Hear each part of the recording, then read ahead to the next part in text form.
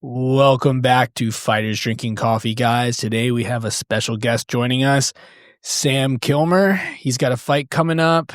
If you've been around the local scene, you've definitely seen his name. Sam, tell us a little bit about yourself. Introduce yourself to the listeners. I'm a local fighter. I've been fighting a long time now. I've been fighting for probably since I was 17. That's been like 7 years now. And yeah, man, just trying to push it and make it to the next level, make it to the UFC right now. Defend this belt. I'm currently the Fury welterweight champion, and it's been a long time coming, and I finally got the title, and now it's time to bump it up to the next level. Keep stacking bodies. Yes, sir. Keep stacking bodies. Yeah, I probably a lot of our listeners we have a lot of like local dudes for the most part, like a lot of VA, a lot of Maryland people. So I think probably a ton of people listening a ton of people listening definitely know you from our area for sure. And well, what I was going to say was a lot of folks will probably like remember all the jiu-jitsu matches you've done too. Cause like this, why don't we do that? Why don't we go on like your background, like training and style and stuff? Because when I met you, obviously, I think you were fought amateur maybe at the time. Yeah. You were a teenager, but yeah. you had a lot of experience, man, for like a young dude. Yeah. And you had a ton of background in like high level jiu-jitsu too. Yeah. I had been doing jiu-jitsu, and I believe I had taken a couple fights. Yeah, man. It's been a long time, man. The old gym, and it's been a while. Yeah. Yeah. Well, that must have been. Well, we started in 2017, but like 7 or 8 years ago, something. 7 or 8 years. 7 or 8 years. It's been 7 or 8 years, man. And you were nasty back then, dude. You were nasty back then. And obviously you've gotten better. And like your MMA is like, it's your focus. That's like that's your career. Yes, and sir. You're a champion. You're a champion professional fighter, which is awesome. Stacking these bodies, got the next one coming. But yeah, do talk a little bit about like just like your training background, like what stylistically, like obviously I know your jiu-jitsu really well. But you're an MMA fighter now too. But you also have a wrestling background, if I'm not mistaken. Yeah. I started with wrestling, and from there I went and got into jiu-jitsu, and started doing MMA, and that's all she wrote. And I wanted to just be an MMA fighter. Yeah. I didn't wrestle for too long. I started when I was 10. It was like four and a half years. I did judo a little bit before that with Sugi from Pentagon MMA. And I was at Arlington Judo Club. That's where I really started. I only did that for like 3 or 6 months. And then once I got into like the wrestling season and doing wrestling in school, I just wanted to do wrestling full time. I came from a wrestling family in upstate New York. So all my cousins wrestled, and they're all better than me at first. So I had to go get better. Yeah. You did. Dude, it's crazy because like I would guess that wrestling was your background. Yeah. For sure. And I'm certain you've heard that. Yeah, definitely. Wrestling is my first background, my first martial art. Your first love. First love, yeah. First love. Yeah. I mean, just earlier this year, you used your wrestling against guy was from the Greek Georgian? guy? The Greek, no, the Greek, yeah, bro. Greek. He was like a legit was world class wrestler, and I mean, you took him down. Yeah. So Yeah. Greco guy, yeah. Forgetting his name right now, but the Copa tournament. Yeah, it was a Copa was his Elite. name. Yeah, cool guy, good wrestler. I was like very much looking forward to that fight because I wanted to showcase my wrestling against someone that was going to wrestle with me. It's always fun when you get those matchups. I wish I could do more of them, where it's like just two guys are going to wrestle it out on their feet, and it's going to end, with the jiu-jitsu when someone gets taken down. Have you seen these? I don't know the name. I think the name of the league is like RAF. RAF? Yeah, I've seen some of that stuff. Yeah. Because like Mike Chandler's going to do, like, like pro MMA fighter with like a wrestling background. Mike Chandler's got, I might as well look it up since I'm talking about it. Yeah, it's kind of like the new wrestling thing. Another another like either ex or current UFC guy who also had like a really high level wrestling background. They're doing like a wrestling. I mean, it's a wrestling match. Yeah, it's freestyle, so it's I think even real American freestyle or like something, or it's something like Sounds that right. is what it It is stands that. for. I found it. Yeah, Found yeah. it, guys. It's a big deal kind of. I've seen like Chad Mendez. Chad Chad Mendez. Mendez That'd be versus Mike Chandler. Yeah, it's cool. That'd be a really Oh, that's cool. I'd watch that. Yeah, I mean, it's I like got, full on produced one-on-one. It's like super freestyle. fights. It's really cool. Right. It looks fun. That's cool. They're moving in that direction with the wrestling. They're trying to have it be promoted as like these super fight matchups. That always brings people, it makes them entertained. It brings people more to the sport, Especially those big names too. And yeah, dude, I speaking for myself, like these days we've talked about this on the show a bunch of times, but I enjoy watching like wrestling matches, like international, whatever. Like they had the Worlds like a month ago or whatever. Yeah, I think that's more fun to watch than jiu-jitsu, man. Oh, absolutely. Absolutely. Yeah. Yeah. I love watching the college wrestling matches at the end of the year, the NCAA finals. I always love watching those matches, man. Those are the best. Yeah. Well, dude, I bring it up. I'm obviously, like I said, I know that you've done a ton of. You're IBJJF champion in jiu-jitsu. You won PANs. You won much stuff in IBJJF, but like you have this like kind of like grappling background, and you've done super fights. Mhm. Obviously, like you're an MMA champion right now, so that's your main goal and getting to the UFC, like you said. But do you consider like wanting to continue doing that type of thing in the future? Jiu-jitsu matches, yeah, if the time is right, like with the right opponents, I'd love to go with the Tackett Bros. Those are some matchups I'd love to have. Like when I get into the UFC, and I make a big name for myself, I'd love to call them out to like a super fight because they do like the UFC BJJ. So yeah, I say they're signed with them. That could even be a foot in the door to get into the UFC if you want to keep calling them out. So yeah, that might be an extra little. Yeah, I can see bonus. that happening. Yeah, I could see that happening. Yeah, I'd love to take out all three. Will, Andrew, do like an MMA fight with Cody again. I like that. Yeah, just do that. The Brazilian Fight Factory boys. Yeah, And well, I love those guys. I mean, they're a good group of guys, but definitely want to compete against them. Just a couple savages wanting to fight. I'm sure they hear that, they'll be like, hell yeah, man. They're into that. You competed against one of the Tackets a couple years ago, right? Two of them, yeah. Oh, both really? of them, both of them, yeah. Okay. I had a draw match with Andrew down in Texas. Lasted for like I lasted for like 20 minutes or something like that. No scores. But that just ended up in a draw. It was like a draw. We had a bet match and ended up in a draw. And then I had a jiu-jitsu match with Will a while back when I was like, we were juveniles and I got tapped. But that was like one of my first jiu-jitsu tournaments. It was like a while back. I'd love to go with either one of them now. Be cool. Yeah. I like that. I like that a lot. Yeah.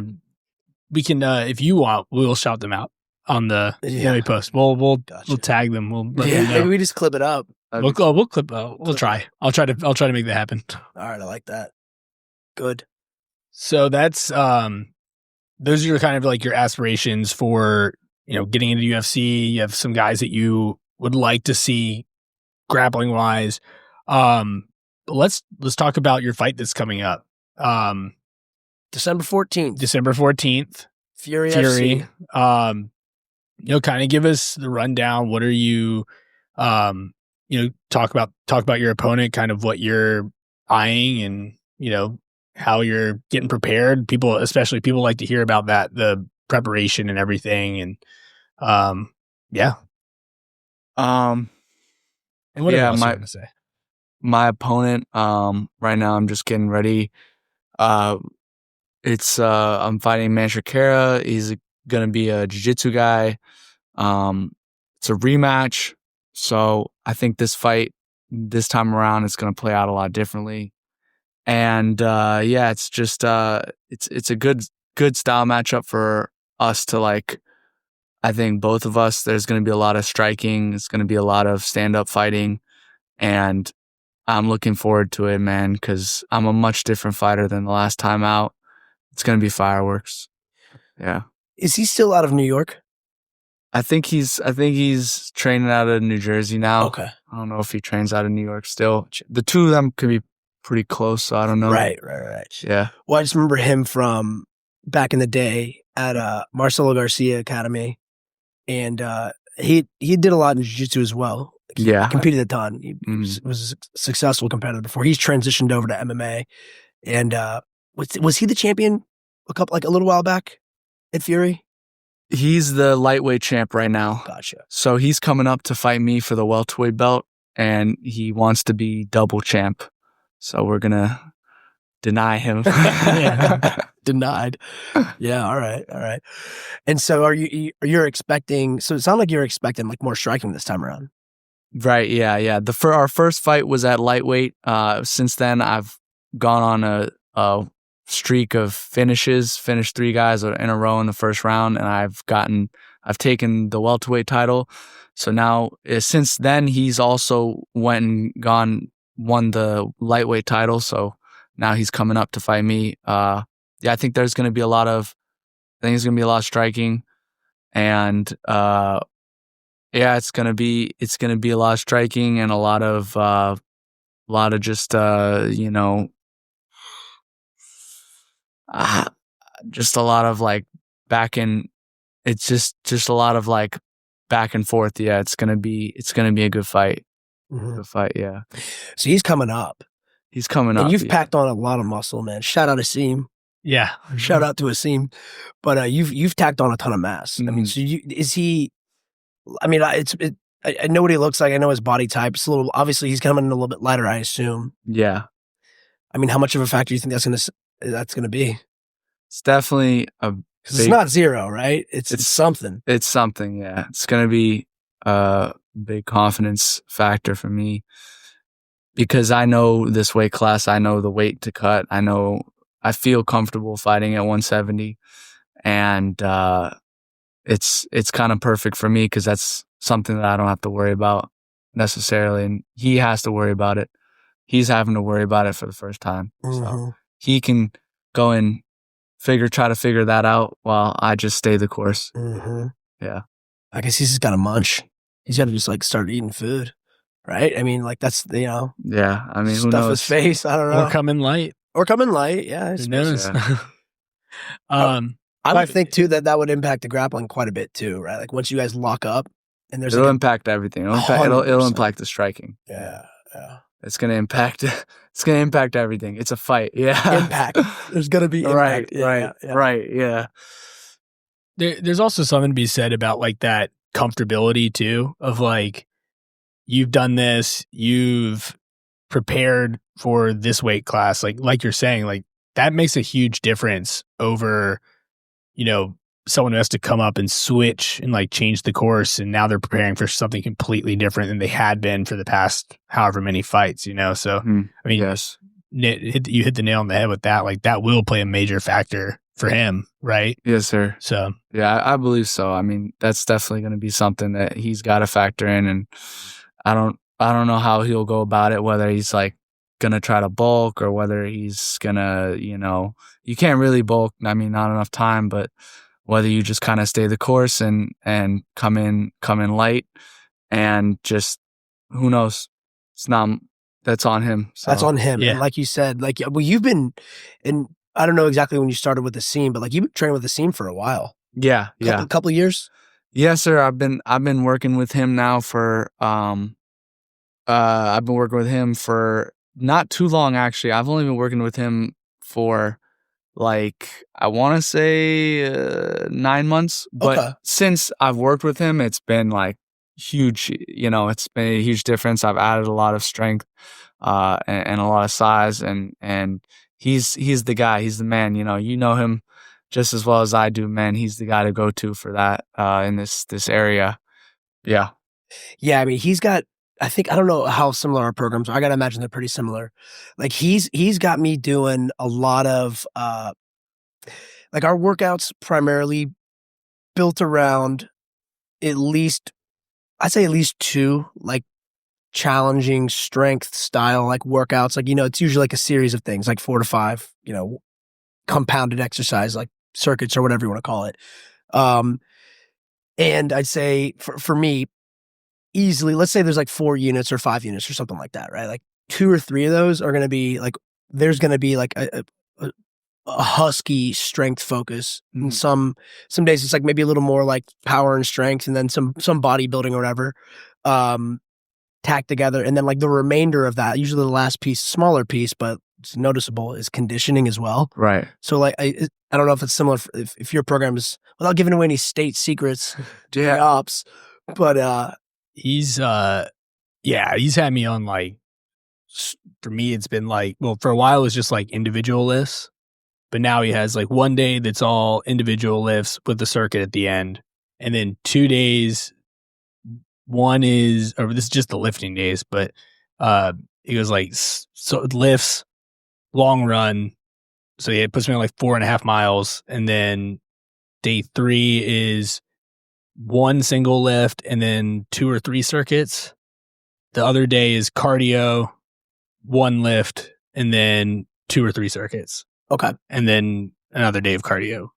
So it probably just depends on whatever. Yeah, and it should depends on like when, if you have a fight coming up, if you don't have a fight coming up, and like he just wants to build an attribute or whatever. He listens to you a lot too. That's one thing I noticed about Asim is like you ask him for a certain plan or what you're looking for, and he'll give it to you. Yeah. Do you feel like, again, without giving away too many secrets, right? Like, I mean, I do, because again, I've known you for years, right? Like, you've sized up a lot, man. Yeah, I've gotten a lot, You're a unit lot now, bigger. dude. Yeah, You're a unit, man. Yeah. I got some creatine over there if you need it. Emergency creatine. But yeah, dude, like you've bulked up a ton, man. Yes. I would say like it looks like you're like starting to like hit like pretty high up in like the welterweight division in terms of like walking around weight. I mean, you could tell me more about that. Like you're getting up there. Do you, I guess question for you. I mean, without again spilling out Asim's secret sauce, when you're doing like when you're on this program, I mean, what are you looking to like keep just raw power, raw strength in your workouts? Or you think like I guess like attributes for that you want to like exercise in your fights? Are you looking for more conditioning push? I'm looking for me, like the thing is, I mean, Asim, he works on my conditioning too, and he'll send me conditioning workouts. And I just value everything that he says, all his input. And for me, he's my strength coach, and he just helps me get stronger. I'm focused right now solely on maintaining strength before a fight. So that's my focus right now. I'm not like bulk. I'm losing weight right now. So that's what it's all about for me. Yeah. I like doing, as far as cardio goes, man, I think nothing beats the assault bike. Dude. Yeah. Yeah. Yeah. It'll beat you. It is. It's undefeated, dude, that assault bike. It's, to me, the assault bike feels like it's like, we're like, it's a sprint. Yeah. It's just like you're sprinting, it's a scramble or whatever. Right. You got to go the whole time, whatever. I don't know if he does. For me, usually it's like 20, I guess, calories or whatever. Like whatever the unit is, like 20 somethings, 20 calories, and just sprint it out. Like how quickly can you hit that? Yeah. You can go slower, but it's just going to prolong the shit. So it's like you just try to hit it.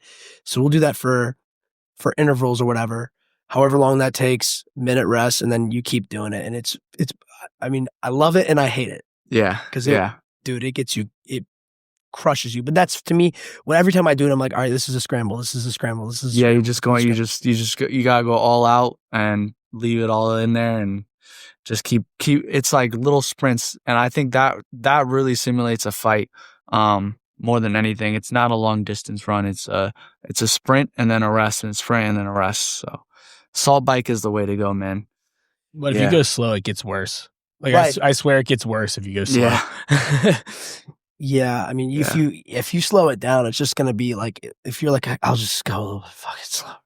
You go a little slower, it's just gonna be like an extra 25 seconds of that shit, anyways. Yeah. So it's like you just fucking bang it out. Yeah, Lloyd's, they all do that. That's how they get in shape for fights and for jiu-jitsu tournaments. They do the assault bike too. A lot of places, they they do assault bike. Yeah. Are you still going up to Lloyd's right now and training? Yeah. I mean, I haven't been in a minute, but I've gone for like sparring, and I'm definitely looking to get with Elijah a lot more before. I know he's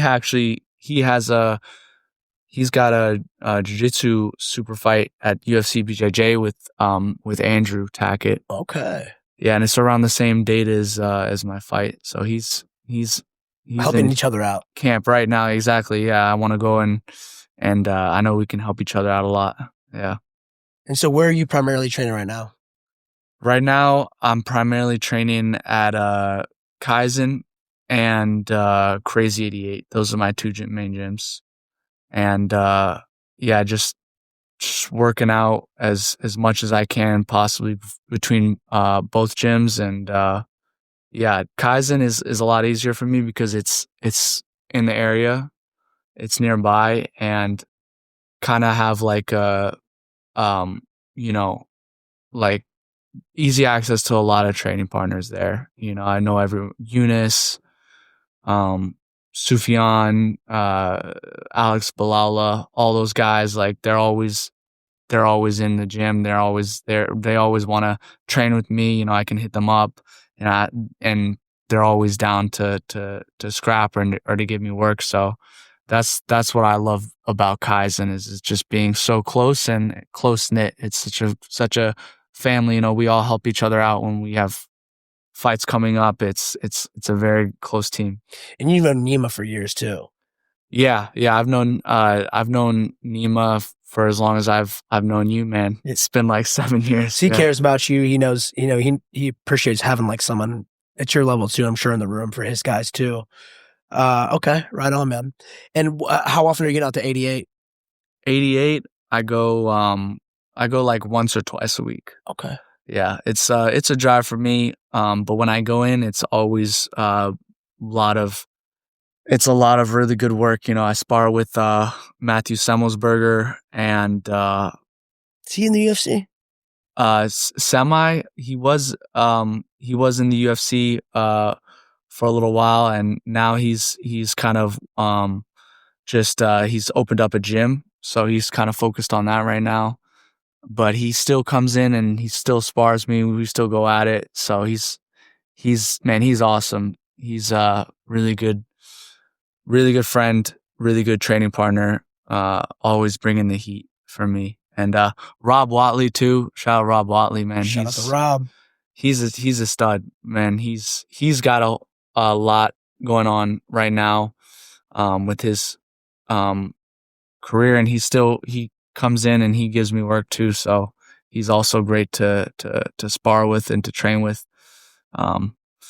Yeah, Pat Rivera, Josh Jackson, bunch of really good welterweights out there, man, at Crazy 88. I mean, you've trained all over the United States too. Like you've yeah. I mean, yeah, I've been all over the place, man. It's nice though. You kind of go through that phase. Like I went through that phase when I was younger, and it's good. Kind of have I got a family here now, and you know, I'm kind of settling down, and I really value the training partners and the people I have around me because I don't want to go anywhere else.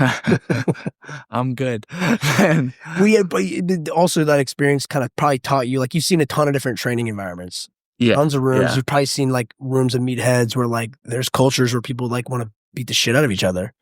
You know, there's right, a balance of that, There's right? a balance. There's good gyms, there's bad gyms, there's all that stuff. It's good sometimes to go to a gym where you're uncomfortable and where everyone's trying to beat the shit out of you sometimes, because, you know, when you come fight night, you're going to be fighting someone that's trying to beat the shit out of you. So yeah. So you can't be unfamiliar with that. Got to be comfortable being uncomfortable. Yeah. Uh-huh. Yeah.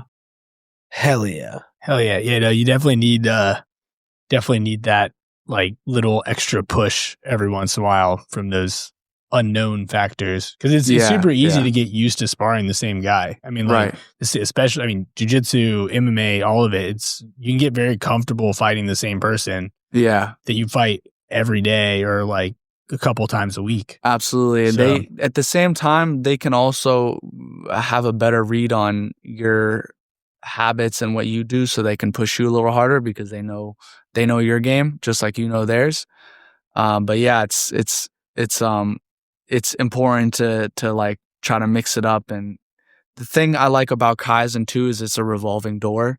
So we get guys from all over the world. Like we just had a guy, Namo Fazil. He's a featherweight from Kurdistan, and he's like 9-1, pretty high level guy.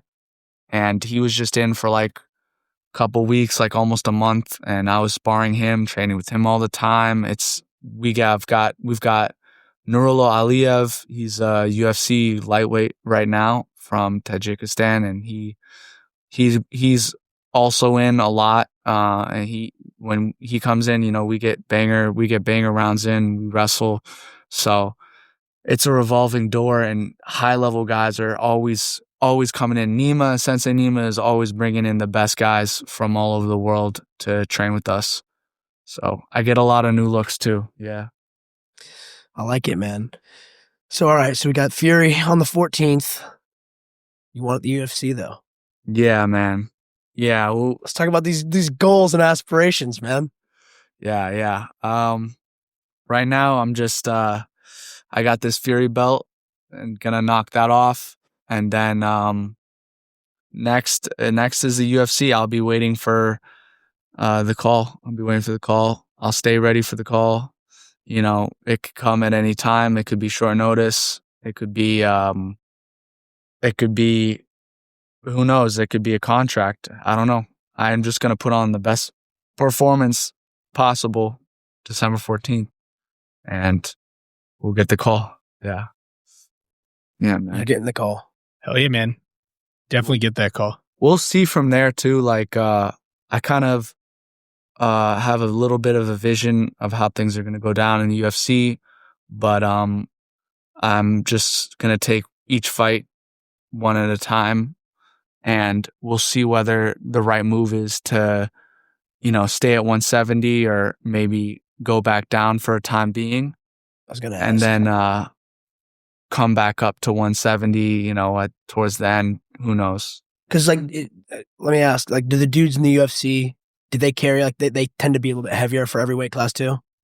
Yeah, I mean, the guys that, right now I'm pretty much a full, I'm a 170 right now. Mm-hmm. It's more just about, whether you can make the weight, if you should do it. Like if I can make 155 and I'm young now's the time. Well, I'm young, I'm 24. So if I can make the weight, which I think I still can, then I might go ahead and just bump down for just a little bit. And, my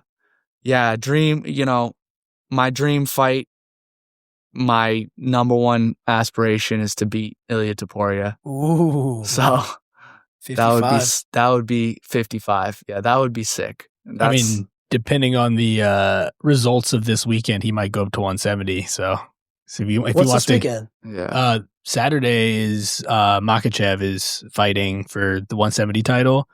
Who's he fighting? De La Medellina. Okay. Yeah. They're that's the Australian guy, right? Yeah, that's right. Craig Jonesy's guy. Yeah. One of Craig Jones' guy. I know he coaches Volkanovski, and he coaches Jack Della. Yeah, with his anti-Dagestani jiu-jitsu or whatever he's marketing it as. That's this Saturday. Yeah, it's Saturday. Oh, shit, man. Yeah. I kind of want to watch that. And you have Valentina versus Wei Lang. Okay. Yeah, so that'd be cool too. Good big ladies fight. It's a good card. It's a good card. But I was just yeah. Everyone thinks Topuria might be trying to chase down Makhachev, and if he has another title on the line, he might want that too. So, well, Topuria can he seems like he's good at everything, right? Like he's very well rounded. Obviously, one would assume he goes against Makhachev. It's like, all right, dude, you're going to see a different type of grappling now. So, I would love to watch that. Yeah, it'd be a cool matchup. I would love to watch that. And we know Makhachev's down. Sam's just watching, letting him beat the shit out of him. Yeah, guys, take some damage. Take some damage. I'll be there soon, man. Let's go 5 rounds, get real beat up. I want to get rocked a couple times. But Well, it makes sense too, man. I mean, obviously, like you. That fight will happen, man. Yeah. The Makhachev Topuria fight will happen. It's gonna happen. I think, I think he'll beat Jack Della probably, and that's too big a fight. You know, the thing that's great about the UFC is the fights that need to happen always happen. So if you got two guys that everyone wants to see fight, who would win? Who would win? You know, they put it together, man. So I think it'll happen. Yeah. That's exciting. And well, they got this White House thing allegedly too next year. Oh, Allegedly. Yeah. Allegedly. Allegedly. John Jones. I mean, that's in our backyard, guys. There's a lot of like super volatile fights that they've been naming for that card though. Like if they're talking about McGregor, John Jones, like it makes me a little some wild wary. cards. It's like, well, maybe those guys aren't going to be there. I don't know. Yeah, I don't know. John Jones under the ring again, dodging USADA. Well, not USADA this time. Would they have him fight that English guy? They'd have him fight Tom Aspinall? Maybe not now. No? Who's he going to fight? Allegedly, Tom Aspinall's blind Alex now. Pereira, I think that's the fight. That's the fight. I like that. I mean, that's the fight to make. Light heavy, though? And light heavy or heavy? Heavy. No, I think Pereira would come off. He's crazy, man. He is crazy. He'll do it, yeah. He's said he wants to go to heavy anyways. Yeah. All right. I mean, that's a good fight. Sam, you got to get tickets. You got to go out there and be like, yo, book my ass, dude. Man, get me on the card. Get me on the card, baby. Get me on the card, man. That would be epic. Yeah, that's a big goal of mine is to be on the first White House card. I think I could punch my ticket this coming December. You'd be able to sleep in your own damn bed for that too. That'd be nice, right? You That get would to be travel. real nice. Wouldn't that be nice? Right. Why not? Like, man, we got, man, put me on, man. I'm fighter out the Dude, you get a gimmick. I'm gonna give you a cowboy hat. Be like, I'm an man. all-American guy, dude. Put me on this White House thing. Yeah. You just get loud after your fight on the 14th. Get a little loud. Get noticed. Oh, I already have it. Yeah. I was already thinking. You got that, the bro. speech. Yeah. Hell yeah. Yeah. All right, Put me on UFC White House. That's what I'm saying. That's what I'm saying. from like, here. Just a kid from Northern Virginia, man. Put me on. The dream, man. Put me on. It's in my backyard, dude. Yeah, I like that. Trump Daddy will do it. He'll do it. Just gotta shout them all out. It'll happen. They'll make it happen. Yeah, I like it. Hell yeah. Right on, man. All right, bro. Well, you got okay, so today's the 13th, so we're like a month out, man. Yeah. Last month of training, man. What are you looking at for the last month? What are we gonna do the last 31 days between now and Fury? Just push it to the limit every This is the push period. It's the push period still. Yeah, it's not time to taper. It's like the peak of fight camp right now. So hard training. Hard training and prioritizing sparring. Prioritizing sparring. Yeah. We're Sparring digging the pit of despair, as Asim would say. Yeah. Right. And then at what point do you kind of like start to like taper down? I mean, everyone's different. Like some guys, they like to go hard. I know that it's general rule, the 2 weeks out, we start to taper down. And I do start to taper down. I like to spar. I still like to spar up until like 10, 11 days before the fight. I think that's good. If you can control it. The body feels good. The body feels good. You should do it. Yeah. I think it's important for timing and to really feel ready for the fight, to keep sparring. Some guys will kind of only drill 2 weeks out, but I like to spar a little closer. Nothing crazy, but yeah, just keep myself sharp. And I'll be pushing it until like 10 to 14 days out. Yeah. What adjustments do you make to your like sparring regime when you're doing when you get to that taper period? Because you're saying you like to do it till 10. Is there any adjustments you make, or are you still going, or do you change up the safety measures or anything like that? It depends, man. If I feel like I really need to keep pushing it, then I'll go hard. Yeah, I'll go hard. Same rules apply, like elbow pads, knee pads. Like you keep everything safe, but just spar hard and just try to be uncomfortable, push myself against training partners that I don't want to, that are going to be tough rounds, and Shark Tank myself, let myself get exhausted, have fresh guys come in to spar me, train with me. Yeah, that's what it's all about. Push it.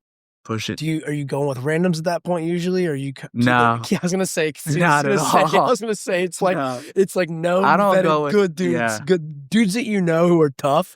They're not gonna let you go easy, but they're not like random psychos. Yeah, absolutely. I'm at that point now where I don't go with randoms anymore at all, ever. Even if I'm not even getting ready for a fight, man, I don't have the time. Yeah, well, I don't have the time to get injured. The randoms see you and they're probably like, "Oh, it's Sam Kilmer, target, right?" Yeah, I'm sure. Sometimes it's like that, or they just can't help it. You know how busy how some people are. Yeah. You get fucked up by one random like right before in like the last stretch for a fight, and you're just done with them forever after that. I had that happen once, so I get that. Or someone even, it's just like you train with them and they might not even have any ill will, or they might not be a spaz or anything like that, but you guys just, for whatever reason, just keep injuring each other. It's like, well, maybe we shouldn't be training with each other all the time. Yeah. It's a dangerous game, man.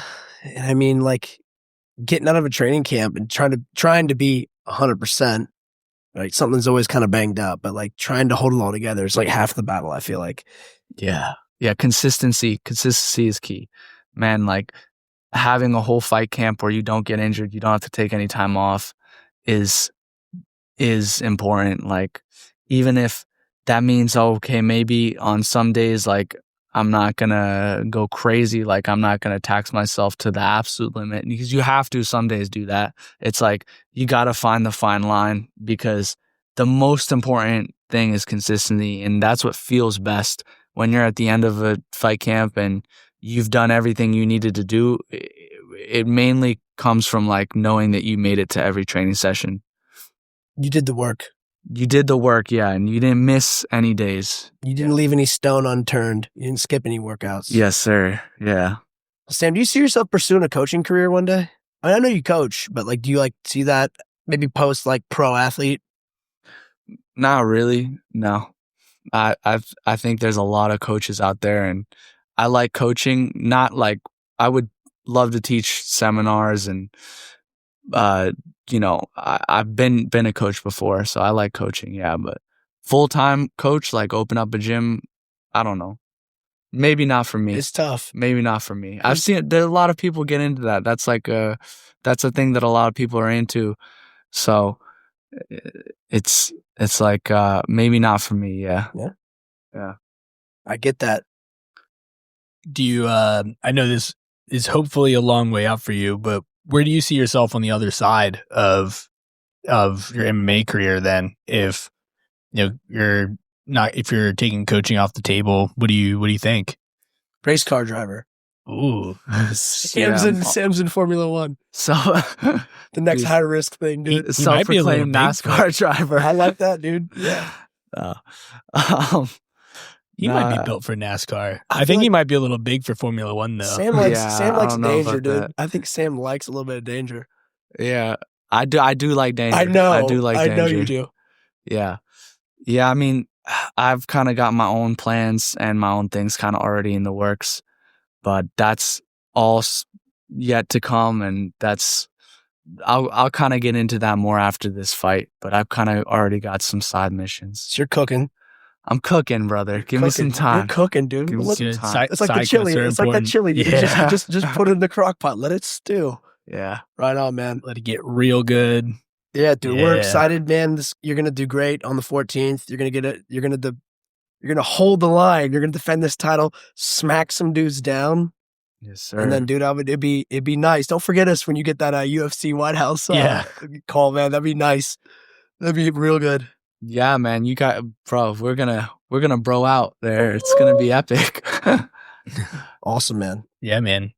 Well, Sam, it's great having you on. It's really cool seeing, like, I wasn't there a lot when you were just getting started at MMA, but I do remember like when you were just a youngin. So I mean, it's really cool seeing someone come up from like starting out like that and what all you've accomplished and what you're yet to accomplish. So it'll be really cool. We'll definitely have to keep your career, keep following it, and keep our people in the know. So maybe we'll keep updating as we're going, as those cool things happen. But thank you guys for listening to Fighters Drinking Coffee. Sam, where can they find you? Where can people keep up with your happenings? I've got social media, Instagram, Sam_Kilmer. And yeah, that's where you can find me. Yeah. Awesome. Thank you for having me on, guys. You guys are the best. Absolutely, man. We were glad you made it in, and we'll put that in the show notes so people can find you. We'll tag you when we drop the episode so people have access to seeing what all you're up to with your fighting career and everything.